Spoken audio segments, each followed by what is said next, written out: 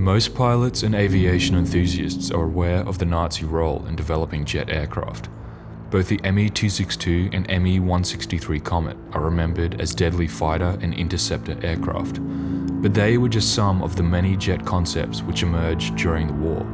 Of all the conceptual designs, what the Luftwaffe showed a keen interest in was the idea of the jet-powered bomber. What many people are likely unaware of is that many of these designs were close to being realized by the war's end, and some actually flew in combat. Today, we take a look at two of the most promising World War II jet bombers, which actually took to the sky.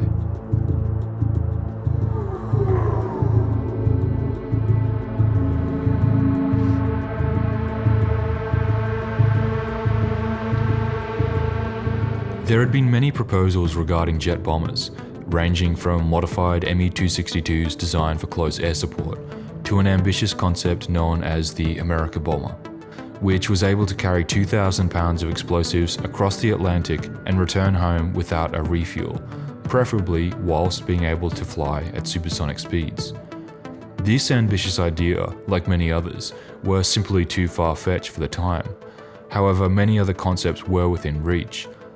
Perhaps the most recognizable of these concepts was the Horton flying wing design. This general concept was actually associated with the America Bomber proposal at one point. However, various variants would be proposed to fill other roles instead. The primary flying wing model was designated Horton HO-229.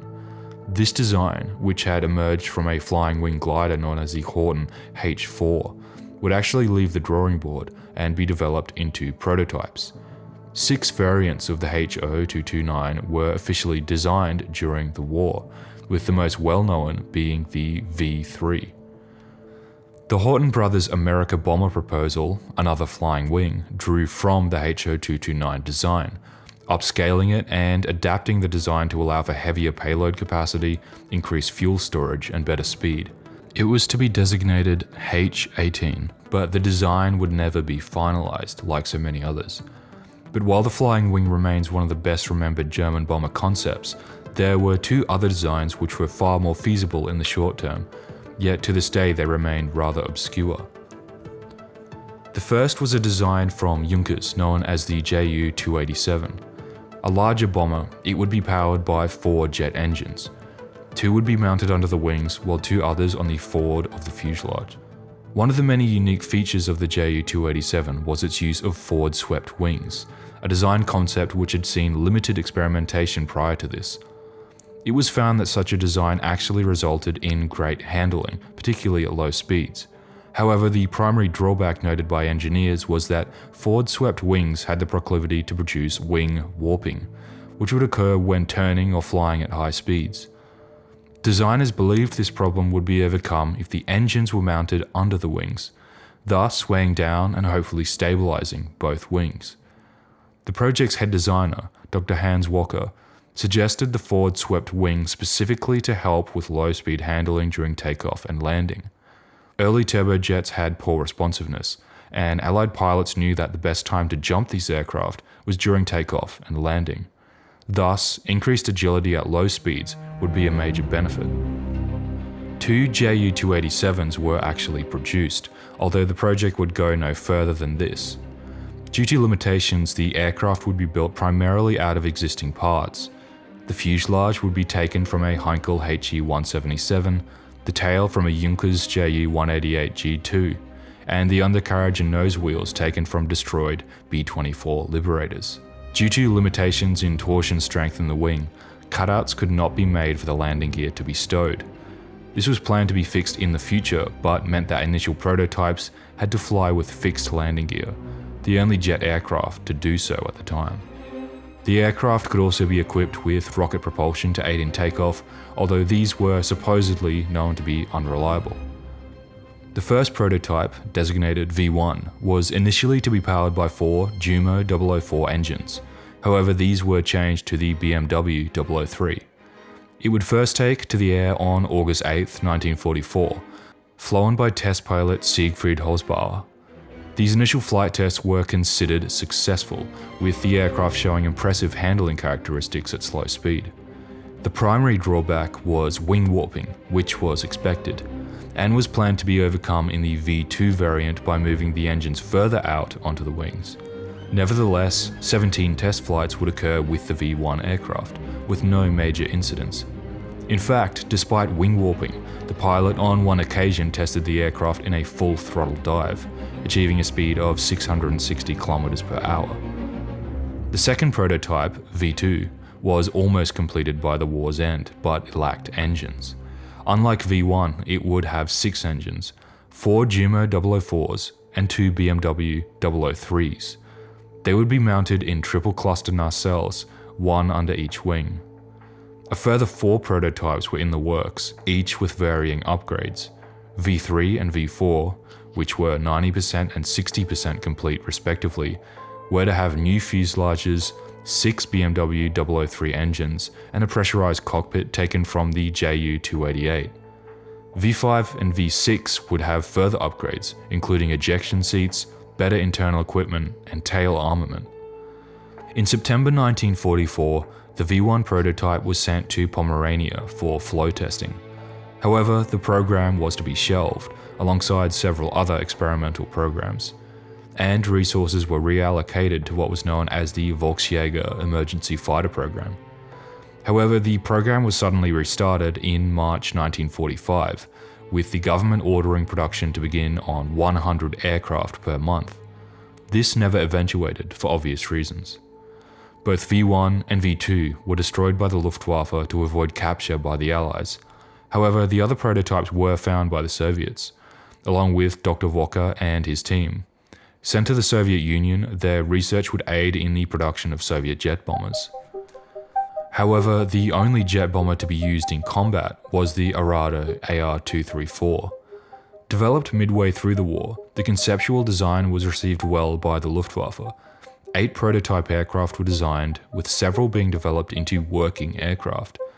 Prototypes number 6 and number 8 would form the basis for the finalized design. Version 6 used 4 BMW 003 engines, 2 on each wing with separation. Version 8, on the other hand, placed these 4 engines into 2 twinned nacelles. With support from the Luftwaffe, development then began on the B variant, which would be used as a fast bomber to enter production in early 1944. Powered by 2 Jumo 004 engines and capable of carrying up to 1,500 kilograms of munitions, it was the fastest bomber available to the Luftwaffe, able to fly at 672 km per hour at 15,000 feet. The initial plan was to produce 500 of these aircraft per month, though in actuality only 210 would be produced. Several of these would be modified into night fighters, equipped with Neptune radars and 20mm autocannons, though they had limited success.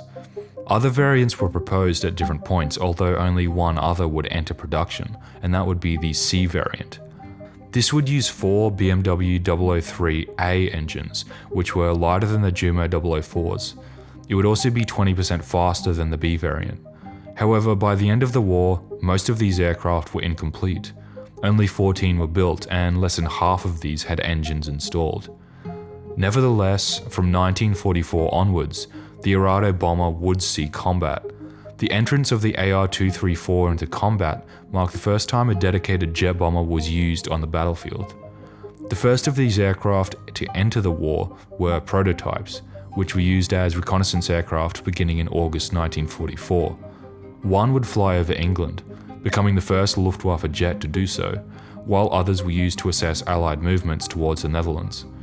Flying behind Allied lines, these aircraft were basically immune to interception by piston aircraft due to their altitude and speed. Then the first of the B model bombers would enter service in late 1944, taking part in bombing missions in Belgium. From this point on, most Arado missions would be undertaken by bomber groups KG-76. By December 1944, large numbers of these bombers were being used against Allied positions during the Ardennes Offensive, and in January 1945, they were hitting Allied targets in northern Italy and Luxembourg. It was during this time that an American P-47 was able to force down an Arado bomber. The bomber crash-landed and would serve as the first captured example of this aircraft for the Allies. However, the aircraft is most often remembered for its use in the bombing of the Ludendorff Bridge. Between March 7th and March 17th, 1945, Hermann Goering had ordered continuous bombing missions against the bridge in a bid to stall the Allied advance. However, many of the bomber crews were new to the aircraft and were still getting used to the handling.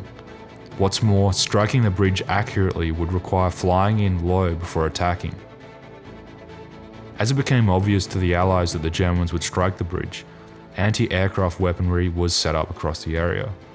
From the Allied capture of the bridge on March 7th through till March 17th, Arado bombers were sent in at low altitudes to strike the bridge with 1,000 kilogram bombs. The heavy anti-air coverage resulted in many being hit and downed, while those that made it through often failed to hit the target altogether. Goering's insistence on the mission resulted in the needless loss of many aircraft and crewmen. On April 10, 1945, it was reported that several Arados were still in operational condition: 2 night fighters, 12 bombers, and 24 recon aircraft. However, most lacked crews and would stay grounded due to a further lack of fuel. Occasional combat missions continued sporadically until the end of the war, with several aircraft reported as downed due to either anti-aircraft fire or Allied fighters bouncing the aircraft when they took off or landed. Entering so late into the war, with Germany on the losing side, Arado pilots and ground crews had a difficult time training and using the aircraft.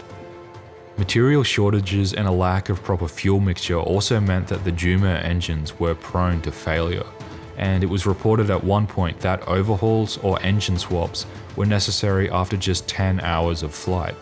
Ground crews also had to install rocket engines under the wings to shorten the lengthy and often dangerous takeoff process the aircraft required. Near the end of the war, the Arado E-381 was proposed to be integrated. It would have been a parasite fighter launched from below the bomber, propelled by a rocket to intercept Allied bombers, although this design was never completed. The true effectiveness of the Arado AR-234 is hard to gauge. By the time the design was finalized, circumstantial problems resulted in hindrances. Rather than the planned production of 500 aircraft per month, in actuality just over 200 were produced throughout the entire war due to material shortages. And of those aircraft, many had insufficient fuel, poor fuel mixture, and many other technical problems. Apart from KG-76, others operated the aircraft as well, including Sonderkommando Bono, who used the night fighters, Sonderkommando Sommer, who used recon variants in Italy, and several others for recon and training. These designs represent the earliest jet bombers to be developed into real-world prototypes. Although their use was limited, they proved without a doubt that jet bombers were going to be the future.